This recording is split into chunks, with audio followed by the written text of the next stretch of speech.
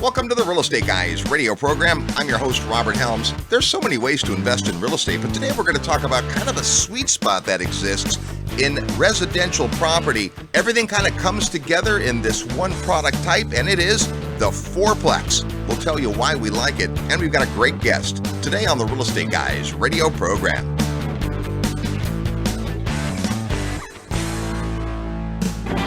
Hear ye, hear ye. Registration is now open for the Real Estate Guys 19th Annual Investor Summit. Imagine spending an entire week with like-minded investors, world-class educators, and real-world professionals. Returning this year, our sales legend Tom Hopkins, the editor of the Gold Newsletter Brian London, international real estate developer Beth Clifford, and Jim Rohn's 18-year business partner Kyle Wilson. And joining us live and in person for his 9th Investor Summit, Peter Schiff. Plus, returning for his 9th Investor Summit, best-selling author and the Rich Dad advisor for real estate, Ken McElroy. Plus, lots more to be announced. It all begins June 11th in beautiful Belize. Visit realestateguysradio.com and click the tab that says Summit to reserve your spot. This transformational week is like no conference you've ever attended. Go to realestateguysradio.com and click Summit and make plans to spend a week with the Real Estate Guys, Peter Schiff, Ken McElroy, and an all-star faculty on the 19th Annual Investor Summit. Welcome to the Real Estate Guys radio show. I'm your host, Robert Helms. With me, as usual, it's our financial strategist and co-host, Russell Gray. Hey, Robert. You know, if you like single-family houses, then fourplexes are 4 times as good. Today, we're going to talk about the fabulous fourplex and why it really is a sweet spot when it comes to investing in real estate. When I started investing, my first investment was a duplex, and I lived in one half and rented out the other half. And then when I moved and bought another house, I kept it and discovered how having 2 sources of income was better than 1. And so a fourplex takes that to kind of the next level. And there's lots of reasons why we like fourplexes. And, it's not the only thing to invest in. Obviously, there's downside, which we'll talk about. But a fourplex investment has a lot of things going for it. You know, I come at this from the mortgage side because that's kind of where I started. And what I learned is that you have financing for residential property kind of broken into 2 categories: residential 1 to 4 units, and then 5 units and above. And so residential 1 to 4 units is really subsidized by the government, Fannie, Freddie, and you get better rates, you get better terms, and the money is more readily available because it supports affordable housing. It's a very important government initiative that has existed for decades upon decades. And so as a real estate investor, you're out there really accumulating debt and streams of income, and the real estate is a vehicle to do that with. And so residential 1 to 4 is a great place to be. And one of the other things that I like as a residential landlord is that when you look at someone who kind of wants to have that single home or small property experience, they don't want to be in a multi-unit, really crowded type situation. They don't want to be in an apartment. But when you rent a home, a lot of times homes are being rented by don't want to be landlords. They're guys that maybe couldn't sell a home and now they're landlording, or they're saving it for their kid, or they're going to go on some extended trip and maybe a work assignment or something and come back in a year or 2. And then all of a sudden you get kicked out and you can't get stability. Whereas somebody who's buying a 2-plex, a 3-plex, a 4-plex, that's somebody who is probably committed to being a landlord. And that means that you can offer your tenant that extra degree of stability. Now, they might not think about that when they're leasing from you, but if you add that into the conversation, it's a little bit more stability for them, a greater appeal to the product class. So that's one of the kind of the unsung benefits of being a 4-plex landlord. Well, I was pretty sure we could count on you to bring up the financing side, and that is critical. There's a huge financial difference between buying a 4-unit building and a 5-unit building. Years ago, we took a listing on a 5-unit building. I'm like, really? Why would you even build 5 units? Because now you're in commercial financing. It's more expensive, harder to qualify, sometimes based on debt coverage ratio, especially in small units. But the other side of financing that's also interesting is this.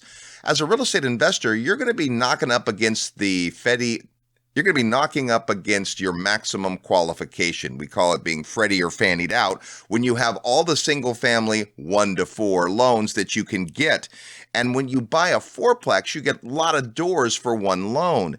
So imagine I have 9 single family loans and I only have 1 left in terms of my eligibility. I could buy a $60,000 single family house that rents for $800 a month, and that sounds really good on paper and could be an excellent investment. But if I buy a fourplex, I add 4 doors and still only use that one eligibility, if you will. So there's a lot of reasons there. You know, Russ, you talked about the tenant side of preferring a fourplex. Let's talk about the landlord side in terms of management.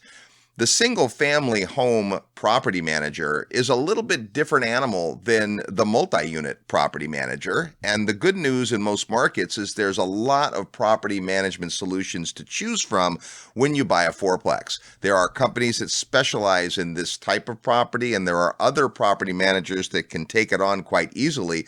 But at the same time, if you chose to, you could manage a property like this yourself. Now, we're not big fans of doing that long term, but when you're starting out in real estate, if you'll spend the first year managing your own fourplex, you will learn everything you need to know about property management and about why it makes sense to hand that ball to somebody else. But it's another thing about this, and I think maybe the big thing on fourplexes is back to income distribution. You know, a single family house is either 100% occupied or 100% vacant. A fourplex is rarely 100% vacant. I mean, if I have a vacancy, okay, it might take me a month or two to get a tenant, but I have 3 other paying tenants. In a terrible situation, I might have 2 vacancies or a vacancy and someone not paying their rent for whatever reason. But I still have income from the other 2, which means that I have a better durability of income than I would in a single family house. Yeah, well, you know, when you're talking about any type of stability in a portfolio, when you have multiple streams of income, or you don't have single point failure, one tenant, one job, you're going to be more stable. You know, coming back to that financing thing, there's a couple of components. A typical fourplex is going to be more expensive, which means that for the same loan, you get more debt and you get more income. And so if your mission is to accumulate both debt and income and tax deductions, depreciation schedules, the bigger, more expensive properties can be a great way to do that as well. One final thing to think about is that if I buy a condominium, sometimes there's an issue with the financing based on it being a warranted community, and that's a bigger discussion than we'll have today, but you don't have that issue typically with fourplexes. Now, it's not all roses. There are some downsides. The biggest downside to fourplex investing is simply that when I buy a single family house, I have multiple exit strategies. Sure, I might sell it to another investor with a tenant in place, or I might sell it to an investor that is looking to renovate it and move a new tenant in, but they're buying it for investment purposes. But I also might sell a single family home to my tenant or to an owner occupant who might pay a premium for it. Rarely do you have an owner occupant buy a fourplex. Now, I say rarely because it does happen, and you actually can buy a fourplex in most places owner-occupied if you were planning to live in one unit and rent out the others. Again, not something we would necessarily suggest, but we've definitely run into listeners over the years that have done that. For a season, I lived in one of my smaller apartment buildings, not 4 units, 7 units, old Victorian house, beautiful, beautiful property that had been subdivided years before we purchased it into 7 individual rental units. And I just had a transition period of my life. I needed a place to live. I didn't need a big house. I'm like, hey, I've got a vacancy. I'll move into my own apartment building. And I didn't tell any of the other tenants who I was, which was kind of fun. But the point is, you could get a loan as an owner-occupant on a fourplex, but you don't have that exit strategy typically of an owner-occupant wanting to buy it from you. It is going to be sold to another investor. So there's a lot to like about fourplexes. Our guest today knows quite a bit about it because he's in the business of building brand new fourplexes. When we come back, you're going to meet Steve Olson today on the Real Estate Guys radio program. Real estate investment advice right in your mailbox. Sign up for the free Real Estate Guys newsletter at realestateguysradio.com. In uncertain times like this, it's great to know there are 2 things you can always count on: high demand for affordable single-family homes to live in, and Terry Kerr's amazing Memphis team at Mid-South Home Buyers to find, fix, and manage the next addition to your recession-resistant real estate portfolio. The Memphis market is logistics and distribution dynamo with an economic engine that's essential to moving goods and critical supplies all over the United States. Quality rehab, proven profitable property management, affordable rents, and solid ROI make turnkey property investing through Terry's team a dream when it matters most. To learn more about Memphis and Mid-South Home Buyers, send an email to midsouth@realestateguysradio.com. That's midsouth@realestateguysradio.com. Hey, ever wished you could go back in time and do some tax planning? Now you can, just like Marty McFly. Lucky for you, a brand new federal law just made this possible with an EQRP to get tax deductions and reduce your taxable income from last year, so you can use that tax savings to invest in real estate, Bitcoin, gold, even your own business. Whether you're a full-time investor, doctor, government employee, even if you have 5 or 50 employees, the EQRP works and is your secret weapon, and now it's retroactive. Hey, I'm Damian Lupo, and we have your solution. By the way, if you got bad advice and used an IRA for an apartment syndication, you are sitting on a U-bit time bomb. But don't worry, there's a solution, the EQRP. The EQRP company is ready to help you get control of your money, kill U-bit, and help you pay way less taxes. Want to learn more about this strategy? Send an email to eqrp@realestateguysradio.com for my special EQRP report. Paying tax or letting Wall Street suck you dry is dumb. Your first step is freeing your retirement money by sending an email to eqrp@realestateguysradio.com today. Hi, this is Steve Forbes. You're listening to The Real Estate Guys. Have fun. You'll learn something. Welcome back to the Real Estate Guys radio program, heard every weekend on this fabulous radio station and all the time at realestateguysradio.com and your favorite podcast outlets. We're talking today about the sweet spot of fourplexes, why we like 4 units, and not to say that's the only type of investment. I certainly have a few duplexes, triplexes, and a bunch of bigger stuff, but there's some reasons it makes sense, and our guest today knows a fair bit about fourplexes. His company's called Fourplex Investment Group. Please welcome back to the Real Estate Guys, Steve Olson. Hey, Steve. Hey, I like to come bother you guys once every year or so, and I'm glad that the ticket's up again. I'm looking forward to chatting. Oh, me too. And there's a ton going on. And I guess the first thing to find out from you, Steve, you know, in the shutdown, the pandemic, the lockdown, certain real estate has done well, certain real estate has not, certain businesses are thriving, certain businesses are in the doldrums. Tell us what's new with you guys and how's it been going? Oh, wow. Yeah, we're all looking on the pandemic. I don't want to say we're looking back on it. It's still going on. A lot of the massive panic that hit it first is past. We kind of know a little bit more of what we're dealing with here. But I do remember in mid-March 2020, that 2020, we love it so much, that this thing hit and we had no idea what was coming. We had multiple projects out there in various phases of acquisition, development, construction, lease up, and I did not know what was going to happen at the time. Now, looking back on it, I know more. I don't know it all yet. Never will. We never do, but I know more than I did. One thing that really emerged from it, land is more expensive. That was already a trend, but people want property, when they want real estate, builders and developers are aggressively competing for land. I know that materials cost more. There was already an upward trend in the cost of materials, but supply pinches and all that nonsense that was going on has really exacerbated it. I mean, lumber is astronomically expensive right now, even compared to the late fall of 2020. And we're having to take that into account in everything we do. Yeah. I mean, that affects everybody across the board, so it's all relative. I'm looking at our vertical budgets to build a fourplex, and it's just more. You cannot buy the same set of sticks and bricks for what you used to be able to buy it for. What was interesting was leasing. A lot of doors coming onto the market for our clients. Brand new construction clients are excited. They've been waiting for this to deliver. Now let's lease it. But there's stay-at-home orders and there's mass confusion. And then what do you really do there? So that kind of was geographically specific. From what I found. In our markets, you know, we operate in 3 markets going on to a 4th now. In the Utah, Salt Lake City metropolitan area, the leasing was, it went down during the height of the pandemic. Okay. But it kind of plodded along.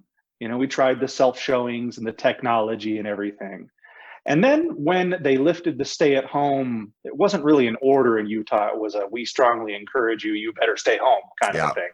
When that began to lift, the leasing clicked in pretty good, no problems. Able to move through the product. People wanted, they wanted out of high density apartments into more of the townhouse that we're known for. Idaho was really interesting. I mean, it was deader than a doornail during the stay-at-home order up there. We could not get anything. In fact, a funny story was told by one of our leasing agents that got pulled over by the police on her way to work.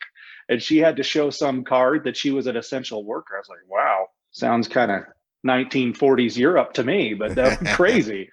But once that lifted, it went completely bonkers. We're talking 60 to 70 showings a week and applications almost to match that. Crazy. The one that struggled the most during the pandemic were our Houston projects. It just got really sluggish, and just a couple of leases a week, which, when you've got hundreds of doors to move through, that's hard, right? So you're, turning the dials, trying to figure that out. What we've been really pleased with, though, just over the last probably 2 months, is that demand is coming home to roost. Now we're up more in the 7 to 10 range in that market, and it's really, really starting to do well. So bottom line is, much of the demand that all of our business planning was done based on didn't go away. It just postponed in some cases. That's what I'm really seeing. Yeah, and we've seen that in areas. I think the other side of it that's been fascinating to watch is the investor demand. So it's clear that there are still eviction moratoriums, that people who aren't landlords yet could have reason to be a little hesitant. At the same time, we've seen a lot of folks who are providers of these types of real estate be inundated. How about that side for you guys? Well, we're recording this at an interesting time. I don't have any inventory. It's back in April and May, it was a whole lot of, well, we'll see. In fact, we even had a rash of investors call us and want to cancel their transactions because everybody's battening down the hatches, right? But yeah, that switch flipped about June 1, and I've never seen it like this. There's tremendous, tremendous demand. Most of the investors are citing their concerns about monetary policy, low interest rates, really the pack kind of separating and seeing through the COVID pandemic what kind of real estate does well and what kind of real estate does not do well during that. And so we were blessed to be in the multifamily sector, which just about everybody agrees has come out of this. I wouldn't even say very scathed. It depends on your submarket, right? And Sure. what kind of property you deal in. But we've got some delinquent tenants, a few. It happens, and there's new protocol you have to go through. Thankfully, we operate in business-friendly states, and you can't play that card forever if it's not really impacting you. Eventually, the judge will relent in favor of the landlord. But like I said, it hasn't been near the problem that we expected it to be. Well, Steve, we talked at the beginning of the show, Russ and I, about why we like fourplexes, and whether you're a beginning investor or you're just adding to your portfolio. A lot of reasons, the financing side, obviously economies of scale, but this is the area that you've been working in for some time, and you layer on another facet, which is they're brand new. So you build brand new fourplexes in communities, though, that feel more like apartment buildings. In case folks haven't heard about you guys before, tell us that vision. Yeah, well, when you think about a fourplex, there's a stereotype. There's no denying it, right? It's that boxy 2 up, 2 down, completely value engineered building. But somebody said, I'm going to get the most rent per square foot that I possibly can. That's your typical fourplex. And for whatever reason, they were big time popular in the 70s and 80s. They got built then. And then you've got these little hodgepodge fourplex neighborhoods all across America in every metro. But they can have a reputation many times. Some of them are still doing really well if they end up being in a gentrified area or like next to a university. That's okay. But others, you go, hey, I don't want to buy in there, right? I can't count on the investor across the street from me maintaining his property, and then he plummets my rents because he's got a tarp on his roof and a Thunderbird parked on the lawn, right? Oh, you've seen that guy. Oh, yeah. Okay. Yeah, we know that guy. You've seen him too. So what we're doing is a master planned community with an HOA, so that your building is always insured, the lawn is mowed, everything is taken care of, and that person across the street is subject to the same CC&Rs that you are, right? And that really takes care of a lot of it. You drive into the development as a prospective tenant or even like a lender, you see a bunch of townhomes, right? Or you see some apartments, but it's really all in the platting. Right? When we go to subdivide this project and record a new plat, we'll take 4 townhomes in a row, slap 1 tax ID on it, and that's a fourplex. That's how your lender views it. That's how the builder views it, right? But a tenant is renting a townhouse. So when we do it that way, combined with an HOA, it's able to generate more of a positive experience, because what we're looking for in the fourplex, like you and Russ would have talked about, is we get that multiple streams of income. And that's been a big benefit to people that did get the tenant, during COVID that couldn't or wouldn't pay, right? Some of these tenants have gone underground and said, evict me, I dare you. Well, if you've got 3 other tenants paying, even though that hurts on that one, you're okay. You're making it, right? You can service your debt, you can deal with your taxes and your fixed expenses. That especially becomes true when we get them in those managed communities, and we'll put some amenities in there too. It's not, class A, 2,200 square foot quartz countertops and a dog groomer. That's not us. Right. Take it down a little bit. Yeah, we've got a clubhouse, a workout facility, a pool, a little playground, and oftentimes gated, right? So, it's better than average, but it's not meant to be the Ritz either. We're really trying to shoot that down the middle to provide, we don't like to say affordable housing because people think Section 8. Yeah. We say attainable, right? Hey, you could do this. It's attainable for both the investor and the tenant. That's the goal. Well, there's another cool thing about it, which is that when you have a newer product and it's engineered in such a way that feels like a larger apartment complex, there are amenities.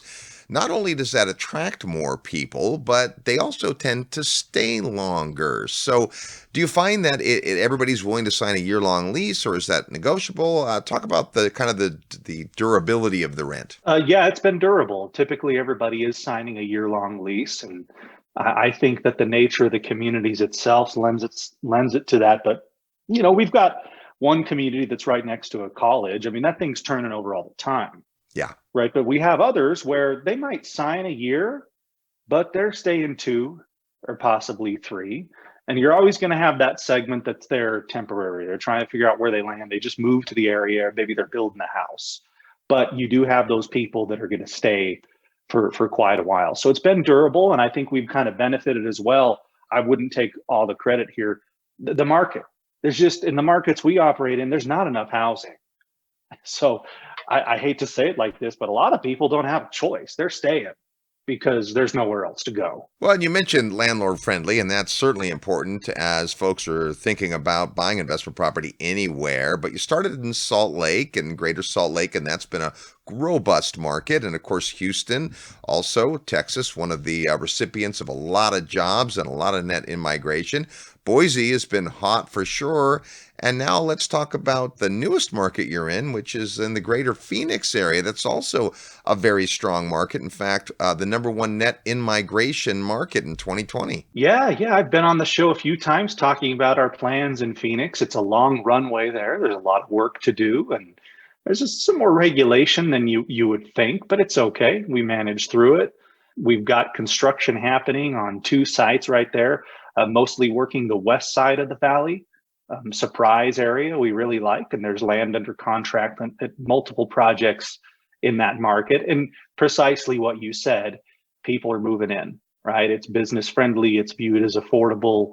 It's a market that's grown up a lot, right? People sometimes associate it as one of the ground zeros of the foreclosure crisis, which it was. Yeah. But since then, the job market is a lot more diverse. There's all kinds of stable paying jobs in the Phoenix metro. And then people are coming out of California every day to move to Phoenix.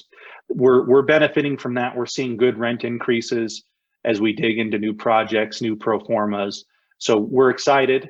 The listeners will get to hear about plenty more coming in Phoenix here in the next few weeks. It's an interesting balance, Steve, that, when you look at going into a second market. So you're in your first market and you're doing well, and you've got a lot of units coming out of the ground, and you've got team. You've got the folks who are going to do all the surveying, your land acquisition, building and developing, and the HOA and all that. Now you look at going to another market, and you've got to replicate. I mean, there's some folks that, can probably skip over because they've got the background in market A and they can go into market B, but you need some people that are already in market B. And then every time you add a market, it becomes an order of magnitude to do that. And yet, from the investor side, if I like what you're doing, and obviously we do, these are beautiful units, nicer than folks are imagining right now, I'll tell you.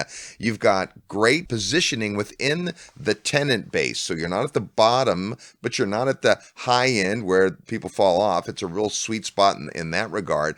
Now an investor can diversify by market and look across, in this case now, 4 markets, but they know the product. They understand the durability of the rents and the economies of scale and fourplexes. So that's a big change from the first time we sat down and talked when you were just in Salt Lake, a great market, no reason not to look at that. But just this idea that the same product can be in multiple places, I think that bodes well, not just for you guys, but for the investor. Yeah, I agree. We have quite a few clients that now own across all of the markets that we operate in. And, when we go into a new one, we usually would go to the long time tried and true clients and say, hey, we're going over here. If you'd like to join us, come along. We don't know everything yet. Right. Right. And there's a lot that you can figure out in advance, but some of it just kind of happens as you go. I mean, that's the development business, is being able to put up with those curveballs that pop up along the way. But yeah, product and staff in some ways translates from market to market. Other ways it doesn't. I mean, you've got to hire people permanently on the ground. And I think Texas is a great example of that. That place used to be its own country, and they'll remind you, right? So they've got a different set of rules. And, we've had to learn a lot about how to operate in Texas. Arizona's that way a little bit too. Utah and Idaho, pretty similar. We can play those off of each other more than the other two markets. But it's definitely a learning process, but that's where the value is. If it was easy, everybody would do it. Our guest is Steve Olson from Fourplex Investment Group. We're talking about the sweet spot of fourplexes when we come back. Plus, we'll play real estate trivia next. You're tuned to the Real Estate Guys radio program. I'm your host, Robert Helms. Live nationwide, you're listening to the Real Estate Guys. Find out more at realestateguysradio.com.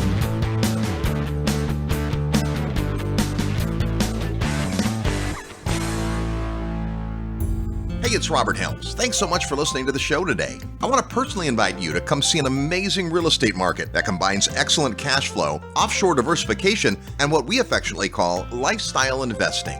Come join me from April 16th to 19th in the beautiful country of Belize. The Real Estate Guys have been bringing investors to Belize for more than 15 years now. And with the Belize airport open again, our discovery trip is designed to show you the market like nobody else can. Sure, Belize is breathtakingly beautiful. The people are wonderful. And wait till you taste the food. But the real opportunity is the real estate investment potential. Demand for offshore real estate has skyrocketed since the coronavirus shutdown. And with retirees looking for lifestyle, the work-from-home workforce able to be productive from afar, and tourism coming back strong, now may be the perfect time to consider Belize as a place to diversify risk in your investment portfolio. There's all types of opportunity in Belize when it comes to real estate investing, including both long and short-term rentals, commercial and retail triple net properties, business opportunities, land acquisition, development, agriculture, and more. And as the only country in Latin America with English as its official language, it's easy to understand the law. Property rights are strong, and contracts are in English.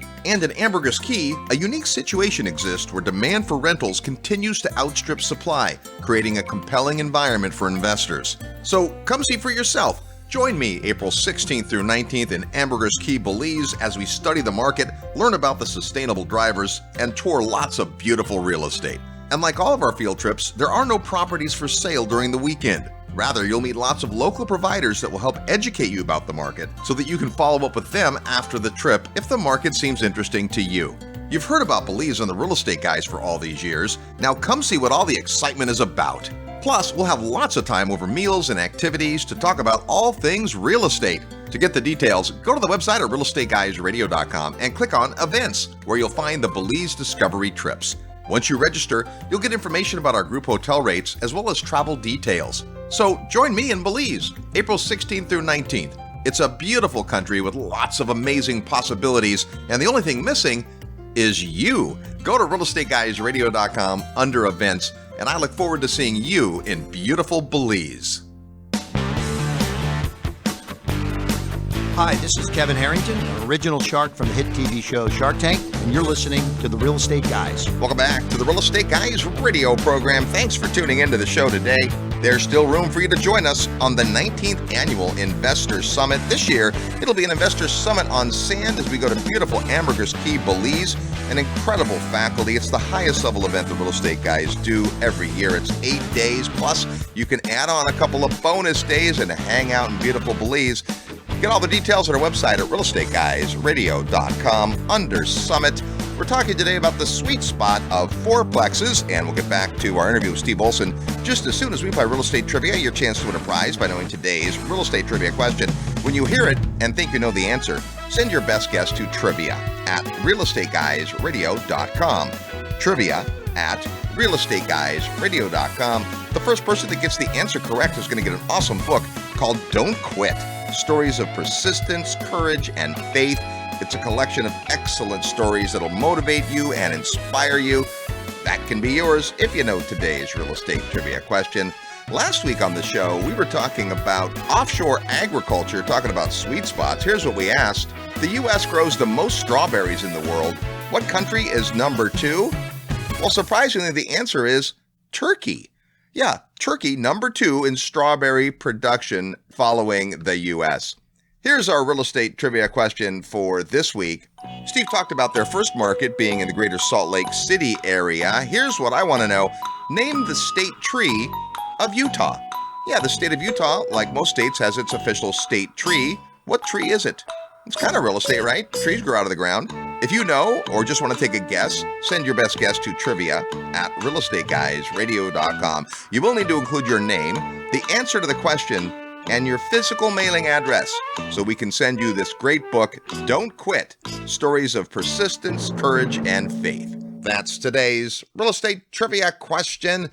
We're talking about one of the coolest types of real estate, in my humble opinion, and that's fourplexes. My very first investment was a duplex, but right behind that, a fourplex, and over the years, I've had a whole bunch of them. Steve Olson's with us, and they create brand new fourplexes. In fact, Steve, you were part of our YouTube series on build to rent, which is also kind of a hot thing. Developers are looking not to build to end users to buy, but build with the investor in mind. And really, that's exactly what you've been doing since the beginning. Maybe even before people threw that terminology around, but this whole build to rent idea, and it brings in a couple of nuances. One, if I'm an owner occupant and I want to buy a house, I'm really concerned about when it's delivered because I'm moving because of my job or I want to be between school years. With an investor, they don't necessarily need to have it right away. And that can be a big benefit to them and you. Talk about how much lead time you need. When is it time for an investor to get in a conversation? How much before they expect to actually be able to have a unit? Well, yeah, it takes a while, right? They need to get in touch with us because, like I said, that these take some time to roll out. On average, when we release a new set of fourplexes, we'll reach out to people that have already engaged with us and that already understand the pre-construction process, because that's a big part of it. That's a big reason why we can sell these at the price we do, why we can make a cap rate in the Intermountain West, because otherwise the land's too expensive and it's not going to pencil that great. And people still buy them after the fact, but you can save a good amount of capital if you go the pre-construction route. So you have to understand that, how a construction loan comes into play, how to calculate your returns based on that. You've got a year of time during the build, but you've got your ramp up. You're going to reserve it. It's going to be a number of months before construction even begins. And then that takes 10 to 12. So, I mean, your best case scenario, you're 12 months. That's if something falls out of contract and we call you, hey, this fell out, do you want it? Otherwise, you could be closer to 18 months. So it's something that requires some planning, especially if you've got a 1031 exchange in process, right? That's something that we can usually accommodate if we talk to you before you've got that exchange in the oven, because then we can kind of pair it up with a property on the horizon, and that gives you some timing guidance on when to sell your relinquished property. So that's about how the timing goes, and the cherry on top is you're getting a better price per square foot than you would if you're trying to buy something completed in those markets. Well, we love to peel it back a little bit for the investors to understand that that's a great benefit for them to be able to plan on when the acquisition is going to take place and get involved early. But it's also great for you guys because then you have the known quantity, and that's how you can sharpen your pencil on the pre-construction deals. If you had to just build everything on spec and then hope that the market would jump on board, well, that's just more risk. It's more unknown, and therefore the price has to be higher. In this case, rarely does it happen that you end up with a property that hasn't been sold months before it's coming out of the ground. So it's as though the investor is part of the development team in that way, right? Is that they've got the resources necessary to make sure that those 4 units are going to get built, and the earlier the better for everyone involved. Yeah, that's correct. That's correct. I think what's attractive to many investors is that the purchase agreement with the builder team is a fixed bid contract. And in this era of increasing materials cost, I mean, I never like to promise this, but you can follow the logic. I mean, you're typically in this thing for less than it costs to build, right? You build a new property, it's all done. And you look at that and say, if I'm going to bid this thing out now, it's just going to cost more, period. There's only so much lumber and labor to go around these days. So that's something that's really attractive to the investors. But like you said, we have to sharpen the pencil, because you're taking that risk. You say, here is the fixed bid. If lumber increases 15%, that's my problem, not the buyer's problem. And that's happening all around and continues to. And of course, you guys are bigger buyers of those things than, say, the little boutique developer that decides to build one of these. I have several fourplexes that are just kind of on their own. Now, I only have one that's not near any other fourplex, but there's 8 or there's 12. And there are no common area amenities. It's just one of those areas you kind of described. And I think that as you open your eyes to the whole build to rent thing, you start to get your mind around this. But it is something I want to bring up because people get all enamored. They're all excited. They're like, yeah, I want to buy something right away. And then they call and get disappointed because it is going to be a year from now. But the bottom line is, a year from now, it will be a year from now, no matter what you do. So if you don't get in line to get one, well, then it's going to be even a year beyond that. But it's just one of the realities of build to rent, and it actually works best for everybody. If you guys know you have demand, and in this case, we're talking about you have no inventory this moment. You're about to, but there is some steps in between. So it's not like, hey, we just want to sell fourplexes.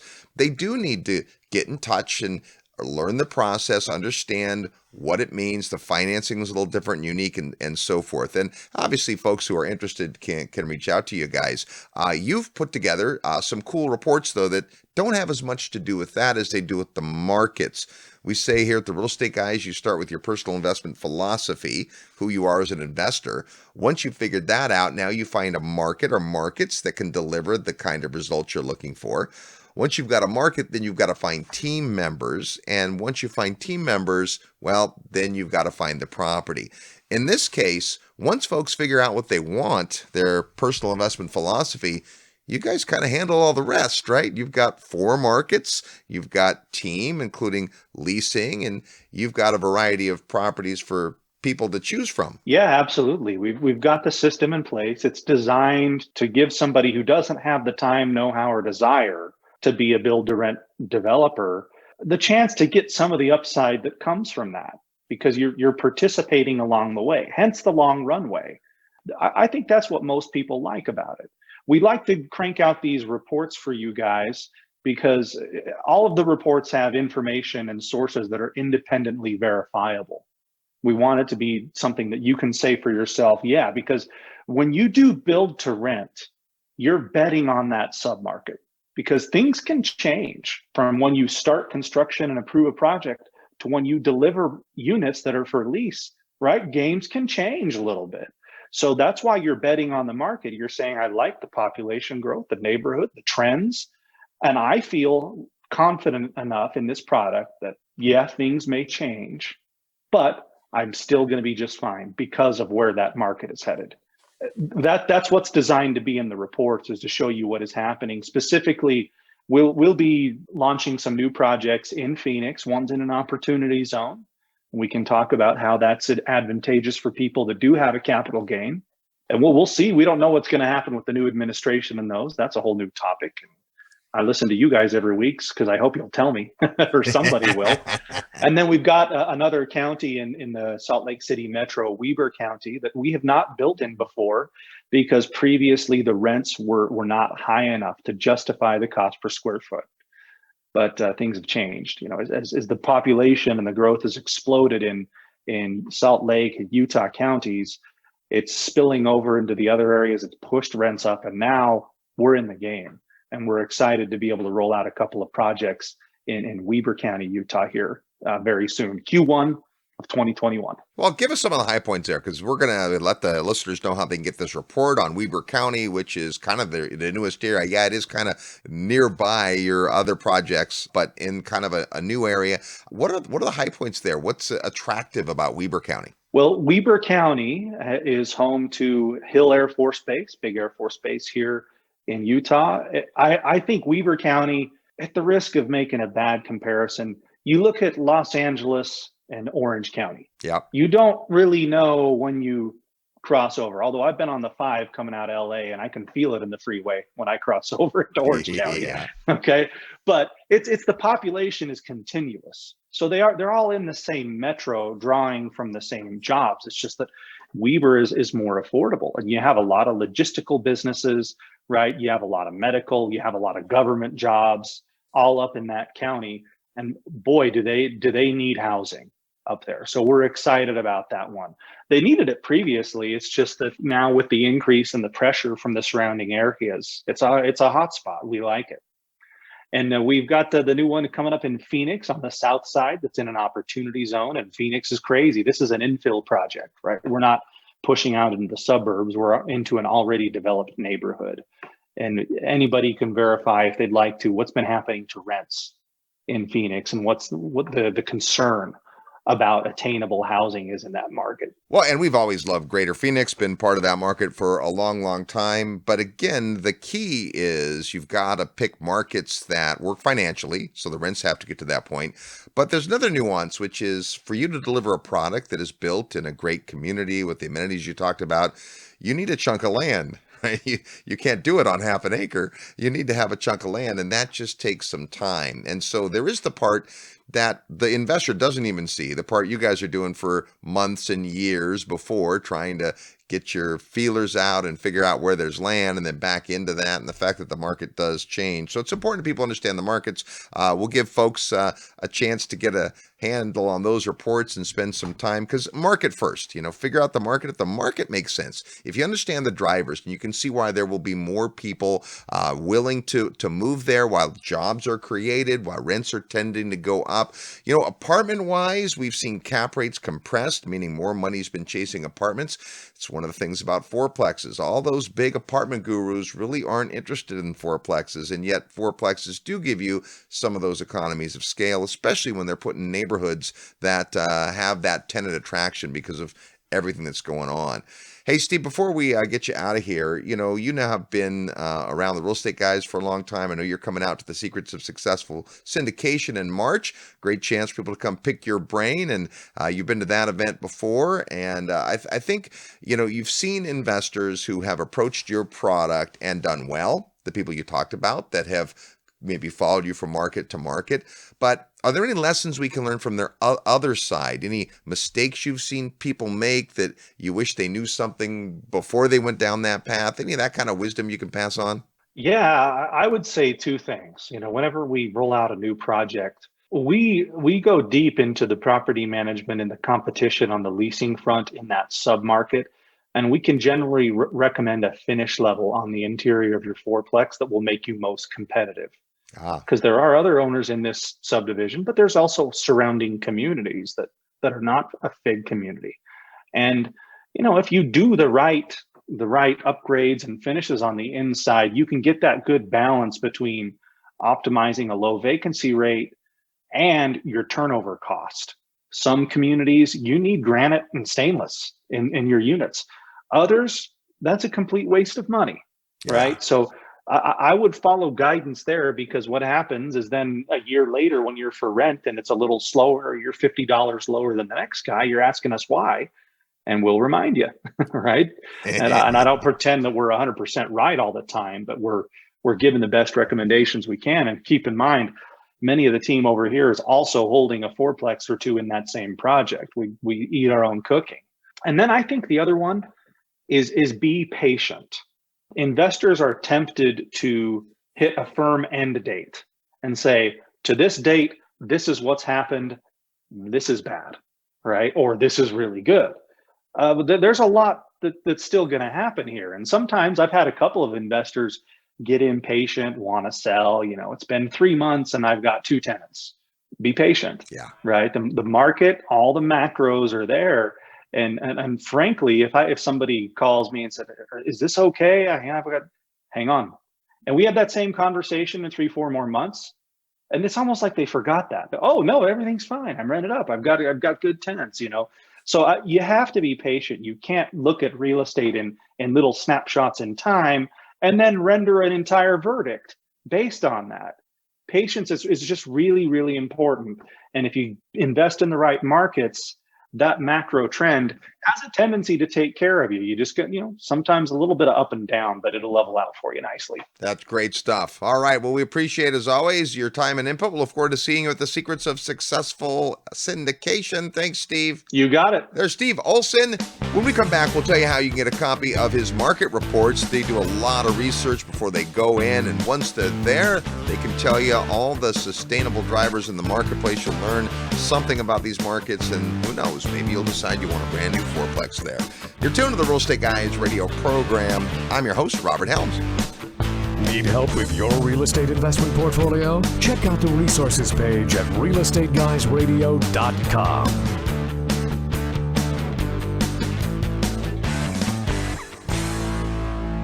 If you love real estate and have always wanted to own your own business, listen up.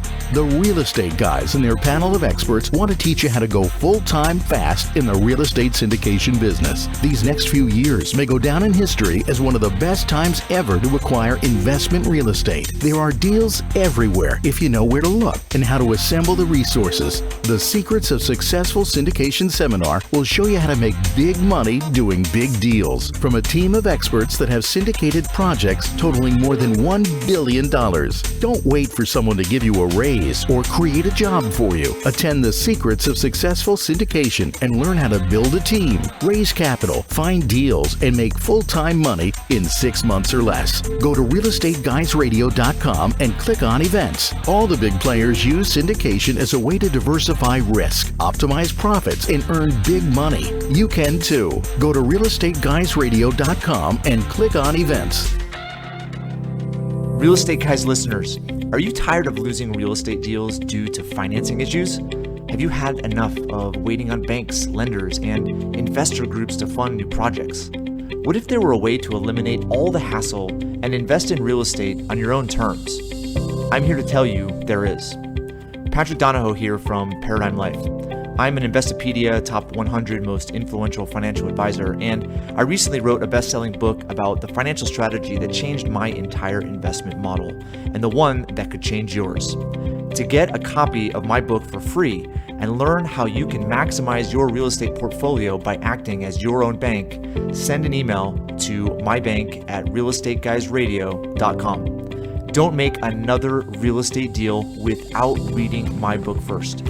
Email mybank@realestateguysradio.com now to get your copy for free. Hi, this is Kim Kiyosaki. I'm the author of Rich Woman, and you are listening to The Real Estate Guys. Welcome back to the Real Estate Guys radio program. Hey, if you're not getting our newsletter, all you have to do is send an email to newsletter@realestateguysradio.com, and that situation will be remedied. We're talking today about fourplexes and why we like fourplexes so much, so it seemed only logical to bring on Steve Olson from Fourplex Investment Group. Yeah, he's turned out to be such a great resource because he has really a unique vantage point. Well, first of all, he's just a straight shooter, right? He knows what's going on in his business, and he just tells you. He's not trying to spin it. His land is more expensive. Materials cost more. This is a problem market. We face, struggles here. We figure it out. He's got a positive attitude, but he isn't Pollyanna. Right. And I really appreciate that about the people I count on for actionable intelligence. I want the straight scoop. I don't want to get sold. But the fact that he's in multiple markets and he can compare how Boise behaves versus how Houston behaves versus how Salt Lake City or Phoenix behaves, and he's in the same asset class. So he's in the same product niche in different markets, which basically serves the same demographic in different markets. But the markets themselves are different. Now, some things they have in common. I mean, he's smart. Like I think most strategic real estate investors are going to pick jurisdictions that are going to be basically friendly to landlords and entrepreneurs. They're going to be more affordable. They're going to be places where there's population and economic drivers. These are big metros. They might be suburbs of big metros, but they're based on something. They're not way out in the sticks. And so when you have somebody who has that kind of vantage point that's willing to shoot straight with you, then you can kind of really get some insight. And the other thing is one relationship gives you the ability to diversify in multiple markets. And, when you're a busy person, you're a professional, you're earning a lot of money, and you're trying to get out of the ease of stock market investing so that you can get away from the volatility and the risk of stock market investing. And you can roll into the real estate side of things and have one relationship with somebody that has lots of inventory in multiple markets. There's a lot of leverage in that. I sure do like his candor. One of the things he talked about was when you invest in this type of an investment, a brand new turnkey, if you will, build to rent property, that it just takes some time and it's not going to be built overnight. And these guys have been working on it for a long time before you enter the picture, but they bring you in at a strategic point, which lets you get a little better buy. And we'll leave those details to your conversation with Steve if you're interested in that. But I think it's unique also the fact that the markets change. And when you're looking at their product type, they have these beautiful campuses that look like nice quality apartment buildings, but they're all townhouse style, yet they're individually platted, so each one's a fourplex. But the tenant doesn't know that. So one of the other challenges he was upfront about is just the lease up. If all of a sudden 200 units or 100 units hit the market, they don't all lease overnight. Sure, they've picked markets where there's demand and they know that there are tenants looking for properties in that price range, but it takes some time. So the big picture on that, not just from Steve, but people listen to our show, is that we're very reality based. It's not just happy high notes. It's not just rainbows and unicorns. There's challenges with real estate. It happens all the time. Every October we do Halloween Horror Stories, which is a collection of things that went desperately, terribly wrong with actual living, breathing real estate investors. But more importantly, the lessons that you learn. And it's great watching the evolution of FIG, Fourplex Investment Group, because when we met them, they were only in Salt Lake.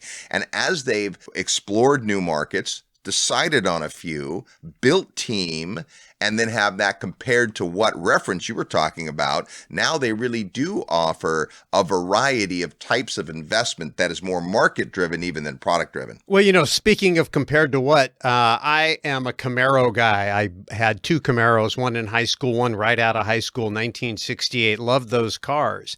And later in life, had one of my multiple midlife crises, I decided I wanted to go back and kind of get that old sports car again. And I looked at old Camaros, and I liked the look, I liked the feel, I liked the big motor, but I didn't like the fact that they were old.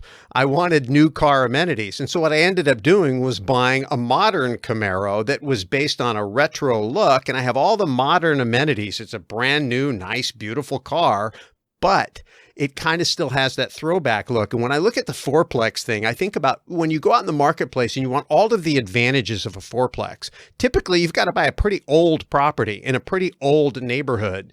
And to have the ability to buy a brand new fourplex and get all of the benefits, plus have a brand new property from a developer that is focused on not building properties, but building neighborhoods. When he started talking about the master planned community, the HOAs, some of the things that go wrong in those older properties where people can kind of do whatever they want and the property and the neighborhood deteriorates, by mitigating that risk, they've really offered the investor a very unique situation. New property in a master planned community with the ability to diversify across multiple markets with only one relationship. I think it's fabulous. Oh my gosh, yes. When he was talking about the typical fourplex neighborhood, well, having a lot of experience in those typical fourplex neighborhoods, I'm like, yeah, that's it. Not only the neighborhood, but exactly what you're talking about. I remember one of my fourplexes, I got a call from the tenant upstairs saying the water heater had gone out. And it's like, oh no, I can't remember if that whole building has a water heater or if they're individual. In this case, they were individual water heaters. While the guy was out putting a new one in, another one broke. So I said, you know what, just replace them all. It's an old building. But, that's a big chunk of cash. And the attraction of a brand new property with a builder's warranty that has that appeal to tenants makes a ton of sense. If you're interested in learning more about what Steve and his team do at FIG, they've got a brand new report on this new marketplace, Weber County in Utah. So just send an email to Weber. Now that's spelled like Weber, Weber. Weber or Weber. Like the barbecue. Like the barbecue, Weber, but it's pronounced in Utah, Weber. WEBER at realestateguysradio.com. Not only will you get the new report that Steve's put out, but you'll also get a link to his previous report. So if you've already read his report on, say, Houston or Salt Lake City, then you're not bothered by another big attachment, but you will get a link to those things. Plus, we recorded a pretty awesome series on our YouTube channel about build to rent, and Steve was one of our featured guests. So you also get a link to that episode so you can hear more from Steve. Big thanks to Steve Olson for taking time out of his day to be with us today, and he'll be at the Secrets of Successful Syndication. That's happening at the end of March, and I think it'd be an awesome opportunity not just to learn about either passively investing or becoming a syndicator, but to meet guys like Steve. Oh, absolutely. That's why we do the live events, and when you can go to a place where a lot of these folks are congregating, because they all like to get to know each other and share ideas and pick each other's brains, then you can be in the room, you can get in on those conversations, you can meet a lot of people in a short period of time, get a lot of work done. Very efficient. It's filling up nicely, but there's still room for you. It will be a live in-person event in Dallas, Texas, the last weekend of March. Check out all the details at our website at realestateguysradio.com under events. Until next week, go out and make some equity happen. This episode of the Real Estate Guys radio show is brought to you by Paradigm Life. Powerful cash management strategies using life insurance. Learn more at beyourbank.com. Mid-South Home Buyers. Low-cost, turnkey cash flow properties in Memphis, Tennessee. Corporate Direct. Asset protection strategies for real estate investors. From attorney and rich dad advisor Garrett Sutton. Find these and other great companies under the Resources tab at realestateguysradio.com. To learn how you can expose your product or service to the Real Estate Guys audience, call 888-489-7723 extension 4. That's 888-489-7723 extension 4. Or use the feedback page at realestateguysradio.com. Thanks for listening, and we'll see you next week right here on the Real Estate Guys Radio Show.